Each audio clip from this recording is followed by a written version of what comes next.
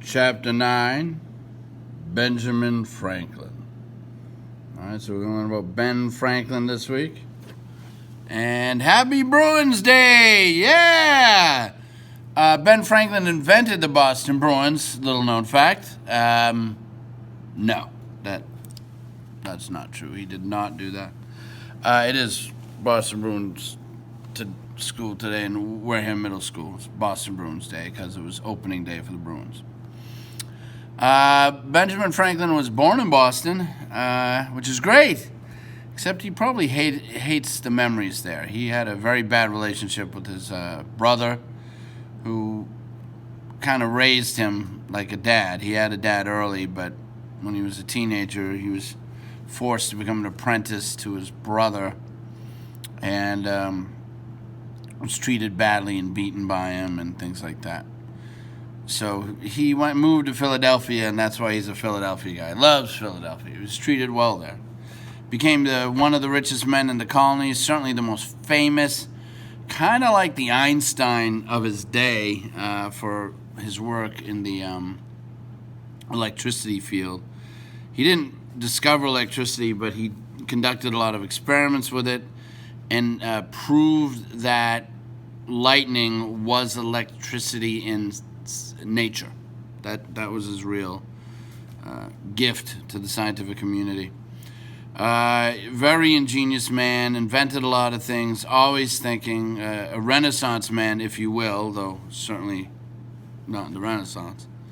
But he did a bunch of different things, always trying different things out scientifically, trying to be a vegetarian. I don't like it, but it could be healthy, that kind of thing.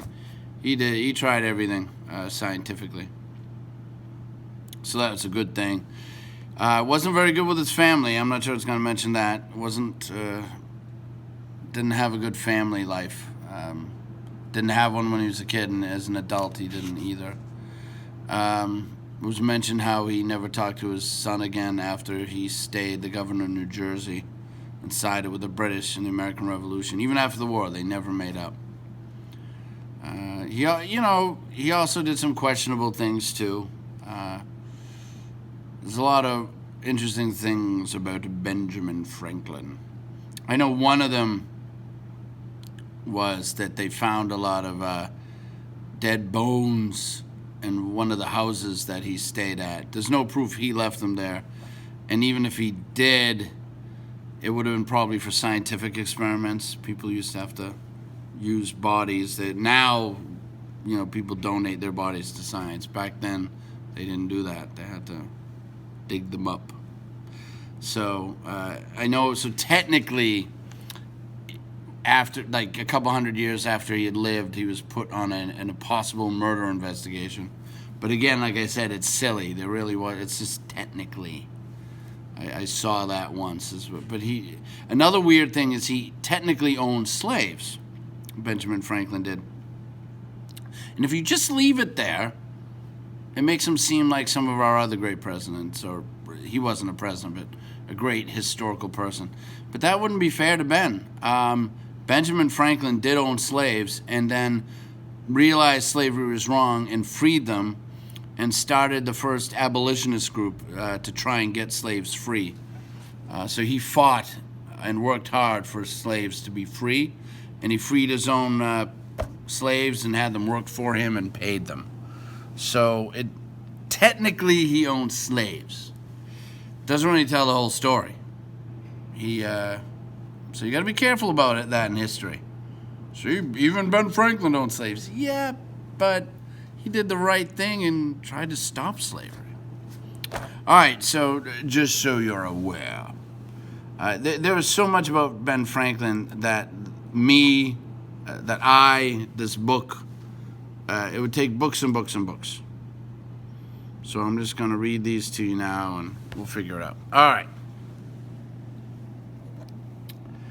Benjamin Franklin was born in Boston, Massachusetts in 1706. He had 16 brothers and sisters. In those days, people used candles to light their homes. Ben's father earned money by making soap and candles. Ben was a smart boy. He loved to read books. Ben went to school until he was 10 years old. Then Ben made soap and candles with his father. Ben had an older brother named James. James owned a printing shop. When Ben was 12 years old, he went to work for James. Ben became a printer. Ben and James published a newspaper together. Ben enjoyed his work, but he did not like working with James. Ben decided to run away from Boston. Even though it was his brother, he was an apprentice and couldn't be free until he was 21. Ben ran away. He went to Philadelphia, Pennsylvania. Ben worked in a printing shop in Philadelphia. When Ben was 24 years old, he published his own newspaper. People read Ben's newspaper in all 13 American colonies. Ben wanted Philadelphia to be a better city. Ben started the city's first hospital. He started a fire department. He started a school in Philadelphia. Ben started Philadelphia's first public library. Ben knew there was something called electricity. He wanted to learn more about electricity. One night, there were rain and lightning outside. Ben tied a key to the end of a kite string. He flew the kite outside. Lightning hit the kite. Electric sparks jumped off the key. Then Ben knew that lightning is a kind of electricity. People all over America and Europe read about Ben's work with electricity. Ben became famous. In 1765, Ben and many other Americans became angry about the Stamp Act.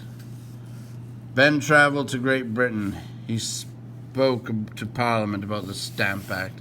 He told the British why the tax law was not fair. Soon after that, the Stamp Act ended. Ben thought the American colonies should be an independent country. He helped Thomas Jefferson write the Declaration of Independence in 1776. Ben was one of the men who signed the Declaration. Ben wanted to help his country win the American Revolution. He was then 70 years old.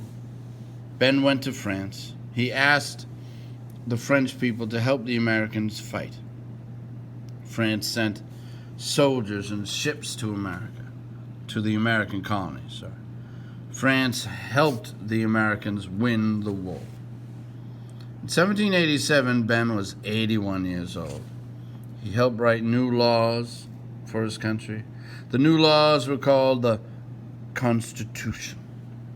Ben and the other leaders spent 4 months writing the Constitution in Philadelphia. Benjamin Franklin died in Philadelphia when he was 84 years old. He was a very famous American. He helped Philadelphia become a great city. He helped the United States become a free country. Yeah, so he's very famous, the most famous American of the colonial era in Europe, certainly. George Washington kind of gets close after he's general and president. He gets up to Ben's level. So those are the two most famous Americans of the time, easily. He was so famous in France, and I know it's hard to imagine this, but like girls would swoon over him, and there were paintings of him everywhere. And he wore like a coonskin cap, like a raccoon, or no, I think he wore a beaver cap. Yeah, it was beaver. And everyone thought it made him look rugged, which seems absurd to me. But everyone, ooh, he's so American. I don't understand some of it, so it's kind of weird.